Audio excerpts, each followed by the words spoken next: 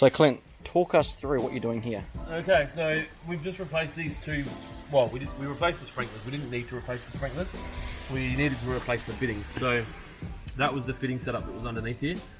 They both snapped off because those fittings aren't capable of handling the weight of a Toro Greens Mower. Now, just talk me through why you wouldn't use an Arctic riser there. So South Australia has traditionally not been an Arctic riser state. Like Okay. WA is heavy Arctic PVC systems, Toro, and South Australia has predominantly been poly pipe fitting sprinkler, and that's it. So I probably should have used Arctic risers. It's quite cumbersome, I think, for a residential lawn to have the Arctic, kind of depending on where it goes. Yeah, I think for retrofit as well. I mean, it's all well and good for doing it from the outset, but yeah, retrofitting, you got to do a lot of digging to get that in the right spot again, cutting out pipe and whatever and else. that wasn't that bad. Like, I snapped them off. I only had to dig up, that space. And I've replaced two sprinklers. And there's a T here as well, which makes it harder. Yep. And there's a piece of conduit there as well blocking it. So we've done a video here before, because this is the second time I've snapped these. So I've put Hunter sprinkler bodies in instead of Rainbird. We had Rainbird ones here before. The Hunter body can actually receive a check seal in the bottom of it to stop it when it drains. Like, as you'll see, it slopes down to here. Yep. So that one behind you is even worse. All the water drains into the garden, and obviously you're getting an uneven amount of water down there. So these are a flushing nozzle. You just pull them off.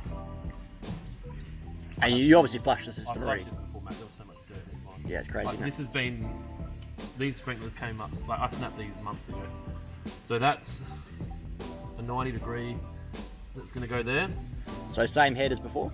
Yep. The head's probably on the sprinkler somewhere. I just stole these from Waterpro, so why not put some new ones in? Bloody oath. People might be wondering why I've got two sprinklers next to each other. The question was asked by Simon Rice before, the man who knows plenty, and he needed to know, so I'm sure you might want to know. Obviously, this area here is quite open, and then this gets quite skinny, so that's a side strip there. It throws 1.5 meters forward by 4.5 meters to the side, and then this one here throws a nice 90-degree pattern, so we might just turn that on and wet max for some fun, and see which way they're pointing. So they're an R-van head on a Hunter body, so you can put the R-vans on the Hunter bodies.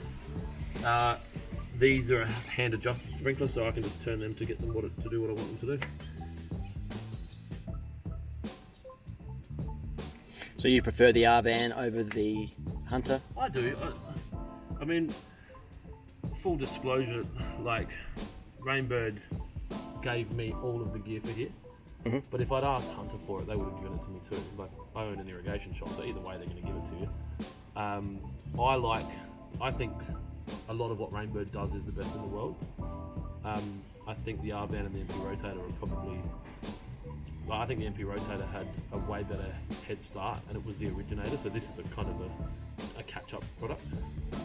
And I think the R-van, because you can adjust it by hand, it's a lot better for general homeowner. Like, you can turn this right down to almost throwing like no distance at all, whereas the MP, you need the tool or a screwdriver or something like that, and you have to get your pressure right going into the head, otherwise you're not going to be able to adjust it down. So I like them. They use a bit more water per minute than an MP rotator, so you can't retrofit R-vans to an MP system if you've designed it right out, but you can go the other way. So if I had problems with these popping up now, I could take these off and put Hunter heads on them, and then you might find that you've got, because you're using less water per minute, you'll get the popping.